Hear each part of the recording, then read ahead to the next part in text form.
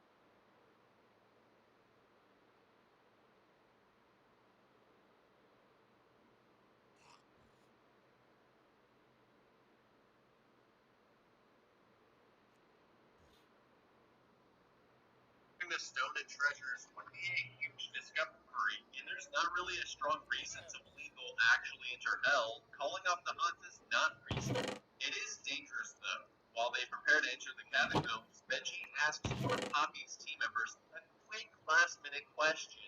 Susie, what are the dangers? You run out of batteries with flashlights? We got it. You run out of water? Get hurt?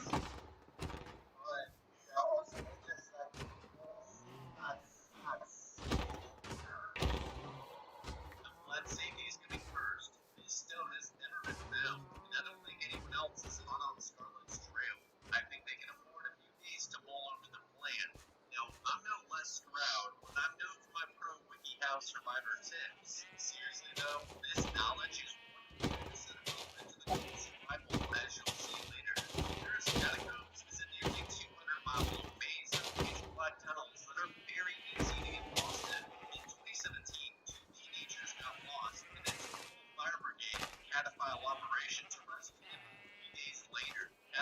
cataphiles are people that frequently explore the off-limits areas. Not to mention that cataphiles consider the area the teens got lost in to be a very touristy beginner's area. I know our crew only expects to be down there for a few hours, but with what they're doing, they can easily end up down there for multiple days if something goes wrong. Here's what I would bring.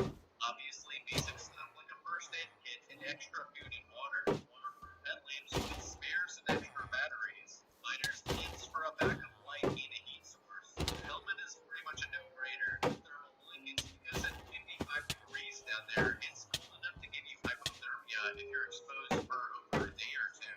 Wetsuits and goggles, waterproof boots, and waterproof bags to hold their gear and spare dry clothes because they might have to go through tunnels that are flooded with freezing water. Freezing water pulls heat from your body 25 times faster than air, so if you don't stay dry, you're looking at hypothermia in hours instead of days. Vibration-resistant caving over suits for crawling around.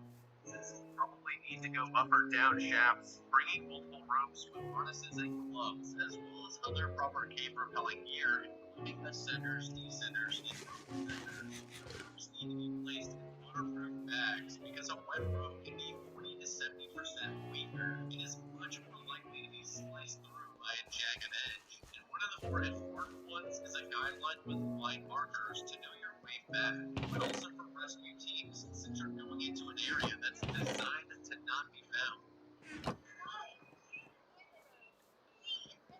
Other good precautions to take would include making sure everyone in the search group is aware of all the dangers and conditions. You can't have phobias of confined spaces, rats, or cobwebby bones because you can't exactly leave whenever you start feeling sick.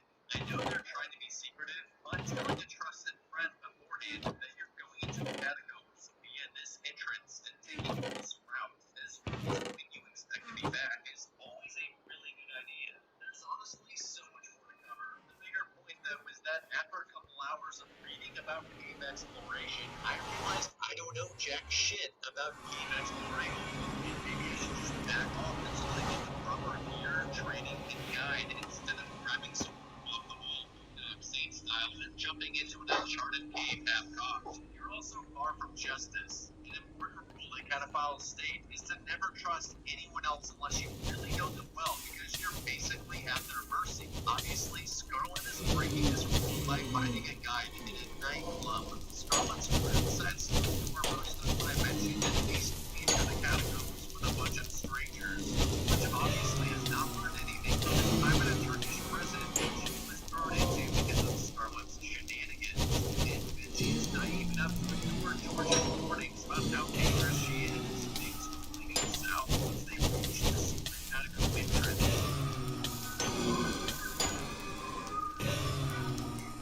Yeah, the police wouldn't do that. It's illegal, but generally speaking, it's a slap on the wrist and a €60 fine. Getting into a brawl with a cop and throwing smoke bombs at him probably is not wise. It'll be unlikely to help you if you need to be rescued later. I'd just take the fine and come back later. All in all, it's a great way to start their expedition. Panicked and stressed.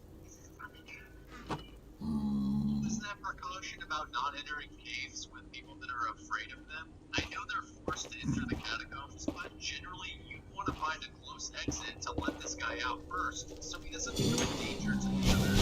Something tells me they're going to force this guy to come with them into the uncharted cave network instead. Graffiti is one way to mark your way back, I guess, but yeah, basically they don't use any line markers like we talked about. Notice also how they don't have any proper shoes or clothing, considering they knew they were going to be wading through freezing water at the start of their trip.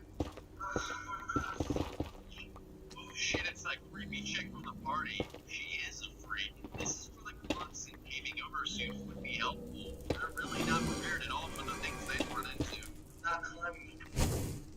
What did you think you were going to be doing when exploring the off-limits area of the catacombs?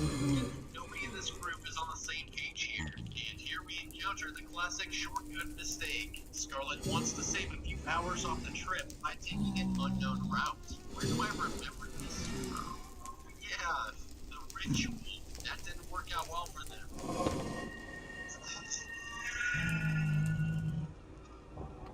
The tour guide. The map doesn't tell you shit, and we know nothing about this tunnel. Urban legend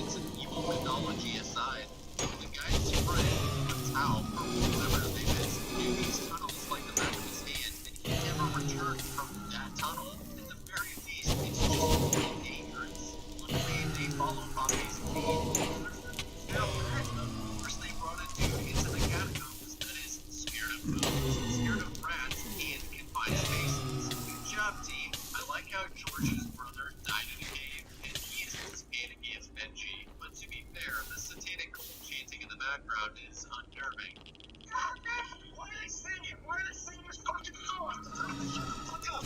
Benji just nearly avoids becoming a permanent resident of the catacombs when the tunnel collapses behind him. The train really goes off the rails when they end up at a dead end, which was impossible according to Poppy, as he knows this area well. Since Benji caused the tunnel to collapse, the only way out now was the same evil tunnel they avoided earlier. Maybe Poppy just got turned around somehow, but continuing deeper into the collapsing off-limits area when you're already cut off from your exit route probably is not the smartest move. I'd call off the hunt right here, since we would have told a friend where we're going and used line markers. We'd be here for half a day at most before getting rescued. We come back later once the tunnel is cleared. Scarlet decides to boldly forge on through the evil tunnel, and immediately things get weird. They see Poppy's tag on the wall, but he swears he has never entered this place. He seems to be genuinely freaked out and not fucking with us. But then again, we don't trust the tour guide we met at a nightclub. Okay, how about no?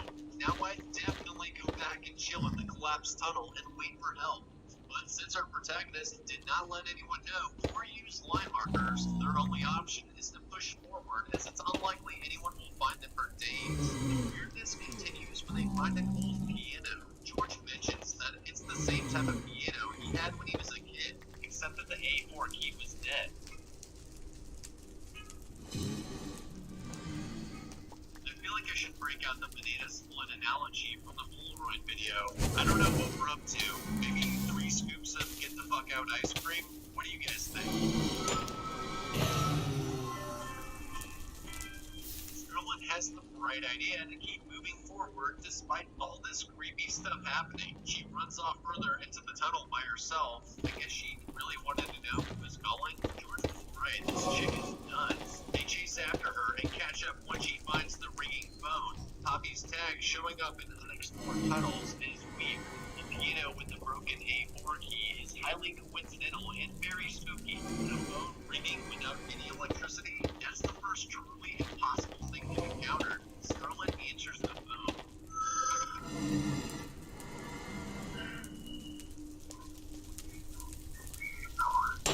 I was expecting Samara to give her 7 days, but I'm pretty sure the guy on the other line is thinking more like today instead. The impossibility continues as the man knows it's Scarlet on the phone. I'd be back to the collapsed tunnel, line markers or not.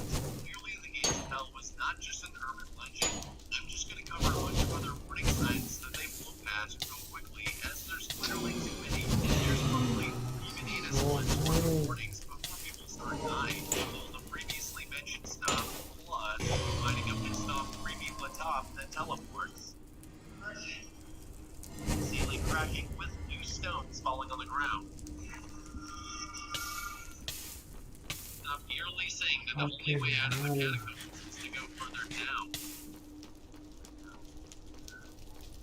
Having to rappel down a well without proper gear or training. Also, they're not wearing gloves, and they don't have proper descenders with auto-stop mechanisms, and they're rappelling multiple untrained people down a well simultaneously. God damn, Benji's a liability. Descenders would have prevented Benji from an uncontrolled fall, and the gloves would have prevented his hand from serious abrasions, and going one at a time would have prevented George from receiving Benji's diving hurricanrana, everyone randomly going deaf. A demonic earthquake. Ghost child. Egyptian padlocks that kill you Indiana Jones style.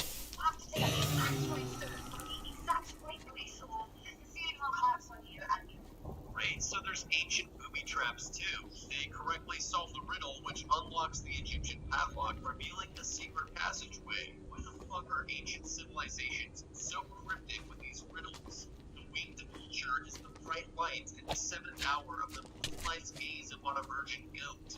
My security questions are more like, what's your dog's name? lie in a tomb whose body has not rotted for some mysterious reason. Having a cave dive in uncharted underwater catacomb tunnels with no gear. Picking up treasures next to fires. Okay, that's 12 right there. I think by now you'd have equal evidence to suggest backing out of the evil tunnel and just waiting for someone to hopefully rescue you. You should be able to survive for long enough by drinking tunnel water and eating veggie. I'm sorry guys, but you should have known I'd bring up cannibalism. They find the Philosopher's Stone, but it too is booby-trapped. The ceiling collapses when Poppy's crew tries to jack the treasure.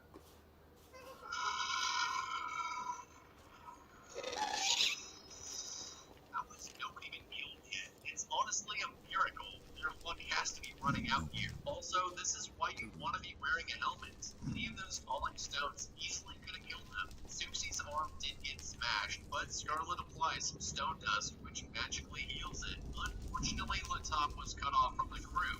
They don't attempt to rescue for fear of risking further collapse. I feel sorry for Latop. That's the second time he was left behind by Poppy. Scarlet solves the most important riddle of the movie,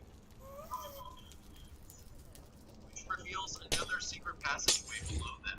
They toss the rope down the shaft and make their descent. The rope dragging on the edge of the rock is not good. Friction between the rope and the jagged edge, so the rope does not get shot out, leaving them stranded.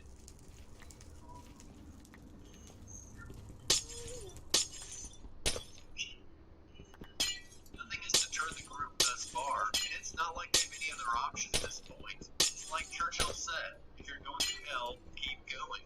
Except I think he was speaking metaphorically, while they're literally going into hell. I think Churchill would have advised them to not enter literal hell since they have a choice. Dude, Benji bitched about rats, but when Scarlet mentions walking through the gates of hell, he doesn't voice any concern. Well, there's no backing out now, as the entrance was sealed behind them. You can sing that same stupid phrase this entire expedition, and each time things got markedly worse. They find Latop, only this time he was not as forgiving as the first time Poppy left him.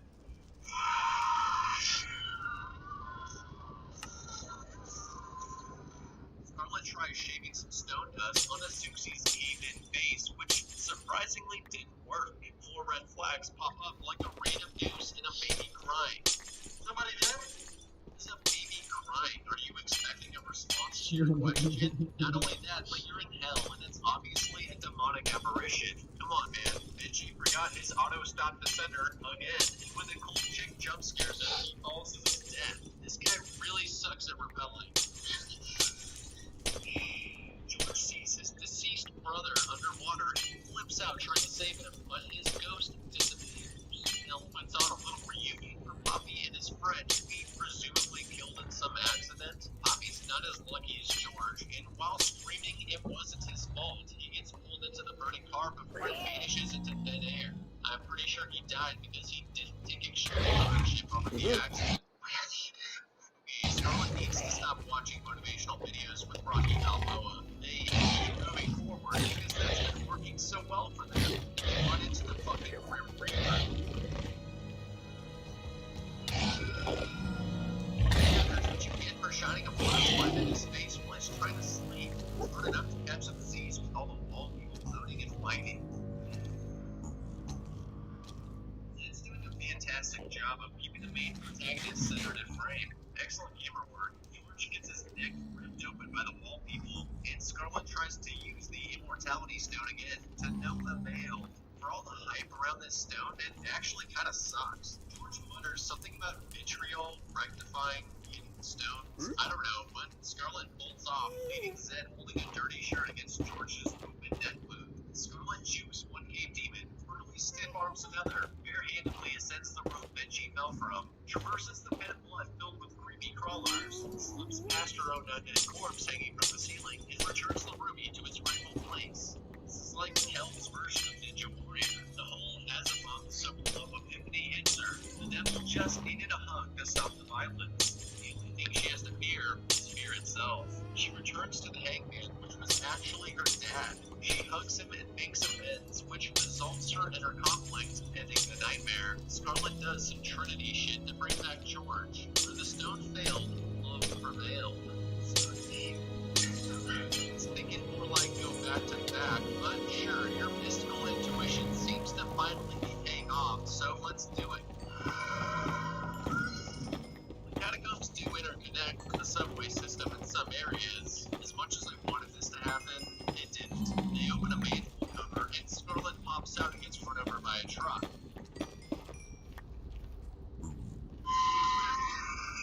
Joking again, but seriously, she exited feet first without checking if a car was coming. It easily could have happened. I'm honestly shocked that Zed didn't die, but like so many people mentioned in the comments of my previous videos, he was holding the main camera. The movie ends with Zed, George, and Scarlet all severely crippled with PTSD and survivor's guilt for the rest of their lives, but having learned a moral lesson about rectifying your sins, let's recap whose lives we could have saved and whose death was inevitable.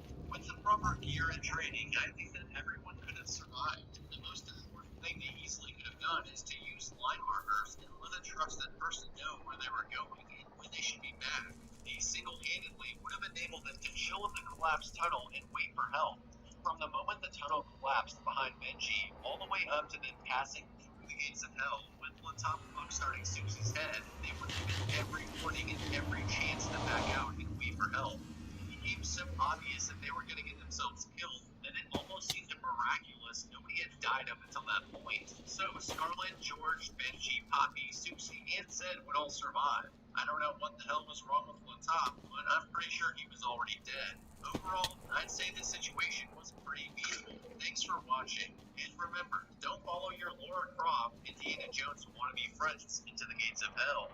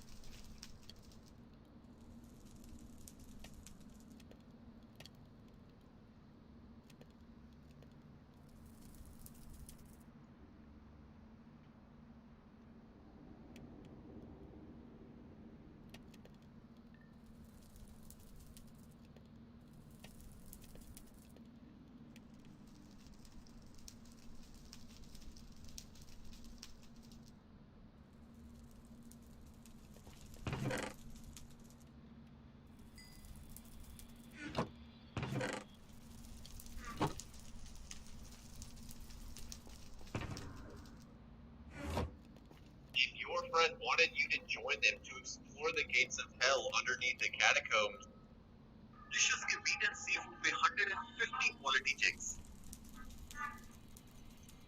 Safely, safest. The ritual ritual will give you another reason to avoid hiking in a desolate forest away from all the creature comfort.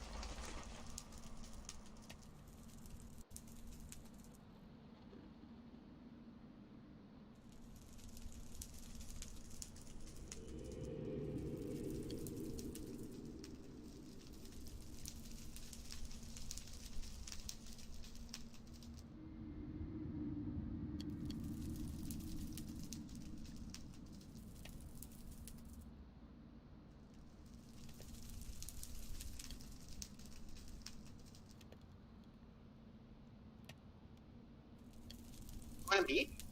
Wait, just don't peek. He's right here. Yeah, no, I line up. 30 seconds. Spike down, mid.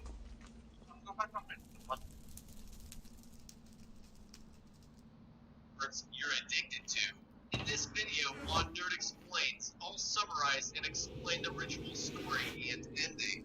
If you need a breakdown of the monster, or if you want to know how to beat the monster, or just want to see all the kills and monster scenes, I'll have videos on all of these that you can check out.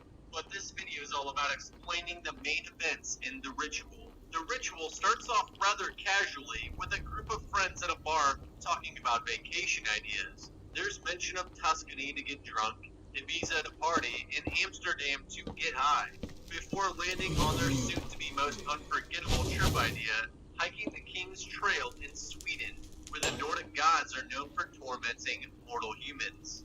Luke and Robert then head to a liquor store to pick up some vodka where they run into some junkies and end up killing Robert after he refused to give them his wedding ring. Luke is hiding in the back of the store when all this goes down, to be forever stricken with survivor skill from the incident, even though there's nothing he could have done. Said Michael J. White. Flavorful paneer with spicy red paprika. Grab your favorite Pippi paneer pizza at 50% off. Download the Domino's app now. Domino's.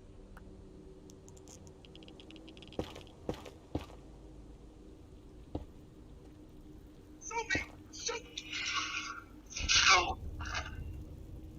Shoot me! Stop wasting my time. The thugs had knives and bats and would have killed him too, but that doesn't ease his burden. Flash forward and Luke emerges from a tent on the side of a mountain with his 4 friends, minus Robert of course. They decided to hike the trail in remembrance of Robert, since he's the one who suggested it. They break camp and finally make it to the summit, where they honor their fallen friend with some final words, swigs of booze from a canteen, and a final libation, also known as pouring one out for their dead homie, also known as a ritual. They spend the night at the summit where the air is heavy with the thoughts of Robert.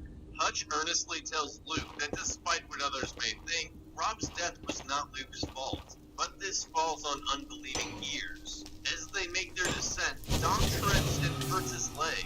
Hutch and Luke both scoff at how Dom is being overdramatic about his injury. This causes the crew to search for a quicker way off the mountain than was originally planned. Hutch, the pathfinder of the group, sets them on an uncharted off-trail hike through a forest. This little shortcut would theoretically cut their journey in half, do them some good, and they'd be in a lodge with their feet kicked up drinking some beers next to it.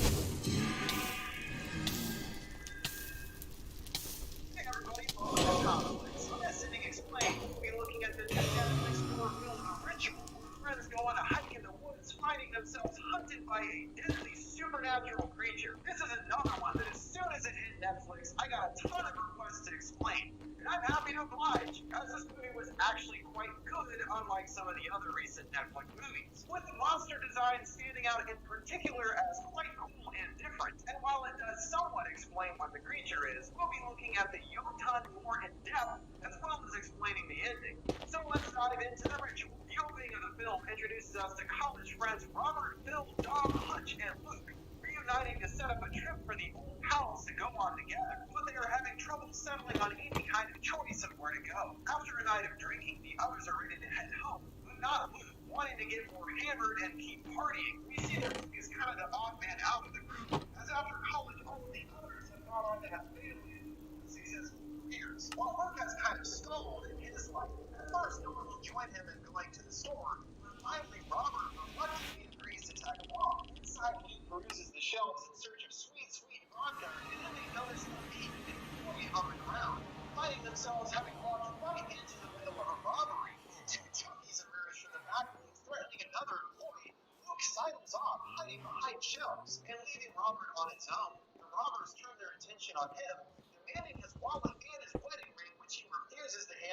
the situation getting tense, Luke looks at the bottle, considering for a moment the idea of trying to step in and help his friend. But the junkie gets restless, bashing Robert in the face with his weapon, tearing it to shreds. Robert now bleeding out on the floor. We then cut to 6 months after the opening, realizing the opening was actually a dream of Luke's, remembering Robert's death. Him now waking up in a tent in the woods.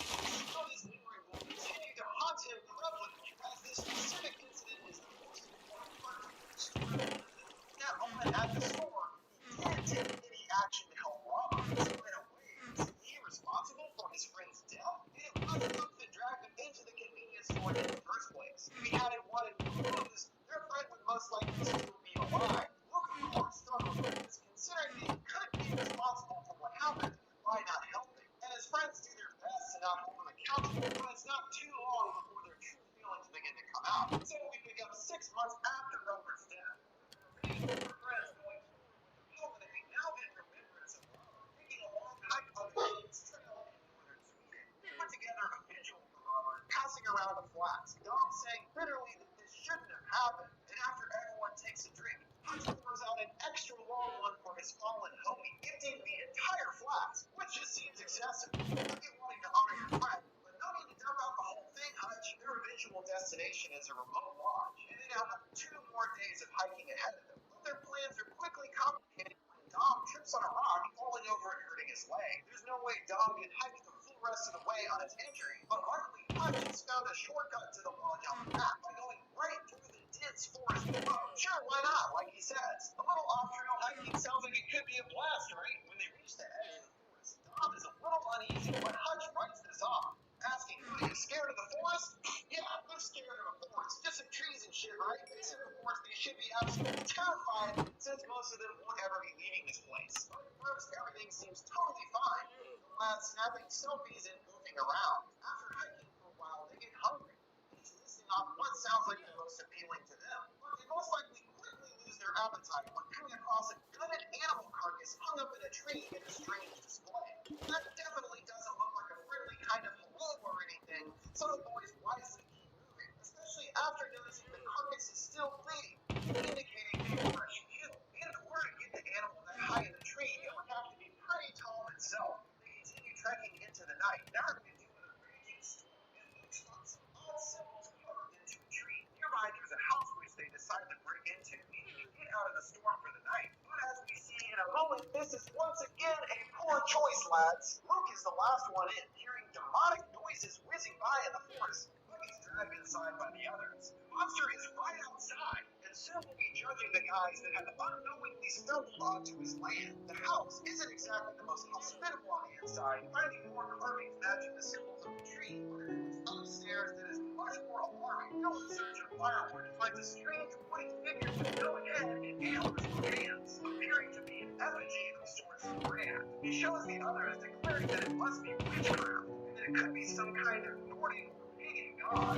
but the others do their best to laugh this off. I mean, how could that be possible? You're in that spill. Later, the rain continues to pour in. The guys are asleep except for Luke, and during one of the flashes, the light nearly freezes mid-blink, huge glaring light coming through the windows. He opens the front door, finding himself in the convenience store where Robert was killed, and instinctively goes to the shelf, retrieving the bottle of vodka, hearing noises all around him, and the shelf is pulled away, leaving him back out in the woods. Oddly, blood starts seeping through his shirt, seeing he out of nowhere has 4 holes in his chest. He runs back to the house, waking the others, finding them all having their own respective nightmares, with Bill potentially having the worst, found buck naked on his knees, worshipping at the feet of the wooden effigy. But we really only see Luke's nightmare, again tied back to that moment of inaction with Robert that haunts him. What was happening is each of the guys were being judged by the creature. This is why Luke is the only one to get marked. He was determined by the monster to have suffered real pain in his life, while the others have not. So he has been chosen and marked for the ritual. And what exactly that is, we will see later. But unfortunately for his bros, no one else received the mark, and thusly they will be offered up as a sacrifice. And based on what we learn later, their nightmares most likely all had to do with their gruesome deaths at the hands of the monster. Of course, the 4 bastards are totally unaware of this, packing up and leaving the house. They're quickly stopped in their tracks, seeing carvings in all of the trees in front of them, and determining that it must be a warning. But rather than continuing southwest, as Hutch said was the right way to go, Dom finds another random trail, and even though it's heading the wrong direction, decides that's the way he's going to go, declaring that a path leads to civilization. Yeah, sure, whatever you say, buddy. But for some reason, the others decide to follow Dom anyway, even though they have no idea where the trail will lead them. A bit later, he is reassured in his choice when they come across little man-made structures sticking out of the ground. So there must be others living in the area, but that doesn't necessarily mean they want to meet them.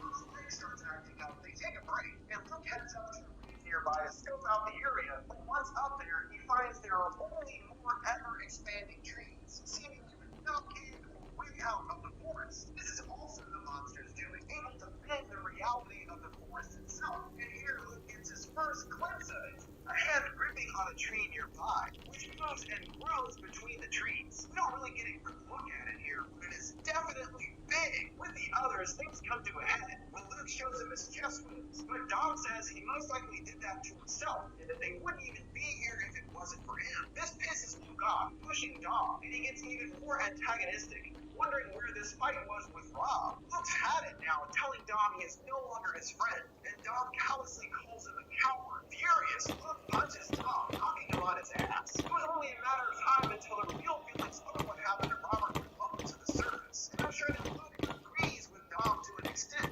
Again, his inaction is what is causing him so much pain about what happened, and that's why he gets so upset with Dom here too, because he is struggling with how his friend died, just like the rest of them.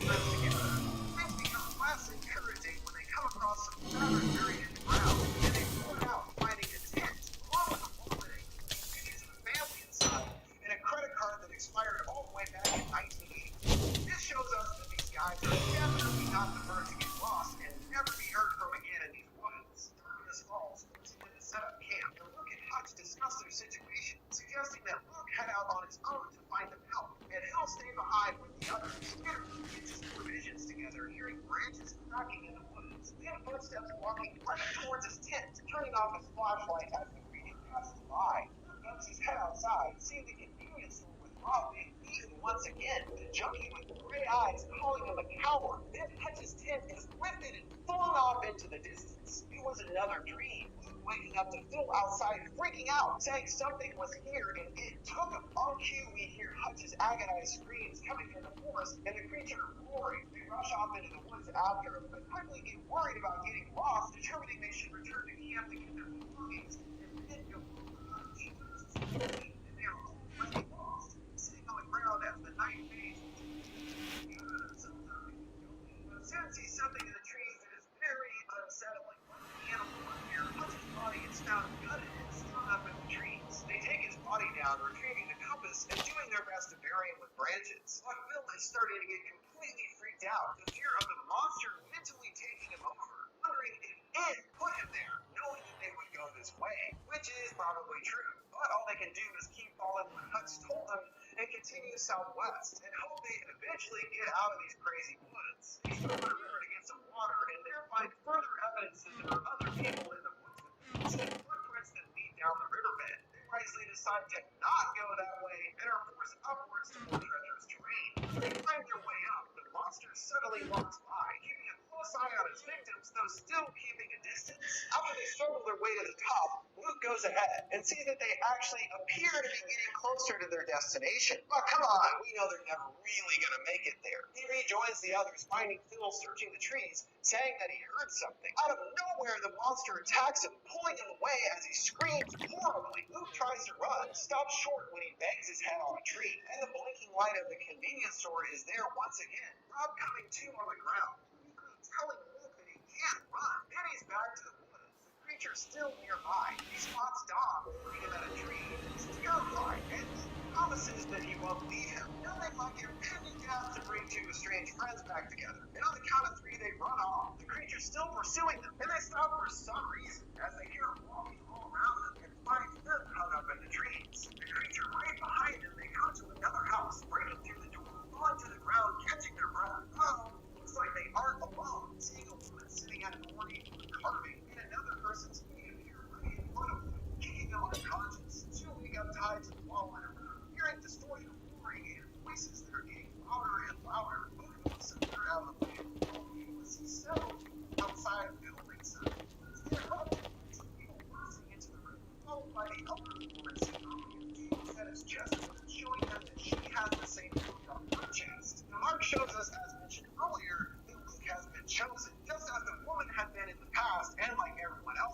She then walks over to Dom, checking him over, not giving him any water, leaving the room while Luke shouts and protests. And since Dom doesn't bear the marking, that means that he wasn't chosen and is due to be offered up. To grab Dom, taking him out of the room, and we hear him screaming from upstairs with the creature roaring. Another younger woman enters, telling Luke that they are preparing for a sacrifice, assuring him that it will be over soon. Later, they drag a beaten and surprisingly still alive Dom into the room, and Dom reveals to Luke what his nightmare at the house was, that he saw these people offering me to that thing, and then he saw his wife Gail too. Now convinced that his nightmare is going to come true and he's doomed to die here, Luke tries to tell him he won't let them kill him, but he is quickly taken outside and tied to the offering structure that they were building earlier. He looks around, seeing several other decayed bodies all around him in the trees, and based on their appearance, the bodies have been here for many years. Now it's time for the sacrifice. The group beginning to chant in Swedish, and the night overtakes the day. Meanwhile, he's trying to get free of his ropes, breaking his own finger to get them loose. Outside, Dom is growing impatient, calling out to the woods, "What are you waiting for?" And he gets his wish, hearing the creature getting closer, breaking through the trees. But it's not the monster seen entering the camp, but a woman, Dom's wife, Gail, and she walks up to him, touching his face, her eyes shadowy and spooky, and her form reverts to the monster, seeing his glowing eyes inside of his body head, and grabs him up, placing him up in a tree, stabbing a branch right through him. "Well, sorry, Dom, but you were deemed to be unworthy. So what's up with the trees for you, lad?" Inside the house, the girl returns, and Luke hides, and he's still free from the roots, and asks if they are going to take him down from the trees. "They don't move the bodies," she replies, and then finally he asks the million-dollar question, "What is it?" She reveals the monster is actually a god, an offspring of the Norse god Loki. They do not say its true name because they were afraid of it. Luke asks what they weren't afraid of it. They worship it, as it keeps them here and allows them to live beyond natural life. No more pain and no more death. Your ritual begins tonight, she tells Luke, and it is a privilege to worship, offering them the choice of killing God or freeing him from the chains. Tough choice, I think, he asks, because his pain is great, as we've discussed many times with his grief over the Robert Nixon. So the overall idea is in the deep wilderness of Sweden, where this mystical god has resided for thousands of years. It's worshipped by a community of undying humans. So all these various people are travelers that have come to the forest over the years. Based on the entire scene of the various people in their religion, they appear to be pilgrimages. But these people seen are most likely several hundred years old. And now, Luke, thanks to his pain, has the opportunity to join them. He's not interested in joining these weirdos, still hoping to escape. The woman leaves, and Luke psychs himself up to make his escape, opening the door and hearing chanting and growling voices from outside, and finding a room stocked up with the belongings of various previous kills. He looks past, seeing everyone standing right outside, and the elderly lady enters the house, sending Luke upstairs, hearing the source of the weird voices from earlier, coming from the other side of the door. He takes a torch, entering the room, discovering it is full of decaying bodies, all silent and looking quite dead. Shockingly, the bodies freeze to life, and Luke reactively sets the bodies ablaze with the torch. Well, killing with fire is an appropriate reaction for that shit, and I would assume that these are the oldest members of the god's followers, possibly thousands of years old. And even if they are dead, certainly their bodies would have to fall apart over the years. Luke sees the growing fire is drawing the attention of the others outside, and turning back finds himself face to face with the old woman, punching her in the face and taking her out. He returns to the stockpile room, grabbing a gun and searching for ammo, finding a measly 2 bullets. And outside, the creature has returned, everyone getting down on their knees to kneel. The monster moves to them, speaking in an ancient language, selecting the blonde woman and grabbing her. Luke encounters a man in the hallway, shooting him, now already down to 1 bullet. And he comes to another follower looking quite distracted, and Luke instructs him to drop his axe and grabs it himself. Right outside, the monster approaches the house, dropping the blonde woman, now seen with no eyes. It bends its head down in the doorframe, sending Luke hightailing it out of the back, and from nearby he gets a full view of the massive creature. He loads the rifle firing and hitting the creature, though it doesn't wound it in the slightest. It does draw its attention to him. Chasing after him, the fluorescent lights of the store return, and the creature is back, running alongside the aisles next to Luke, and on the other end getting rammed by the creature. He gets to his feet, turning around, seeing the monster right there, grabbing him with its face arms. Luke drops to the ground, falling to his knees, choosing to worship the god rather than get hung up in the trees. And he backs away, standing on his hind legs, seeing the full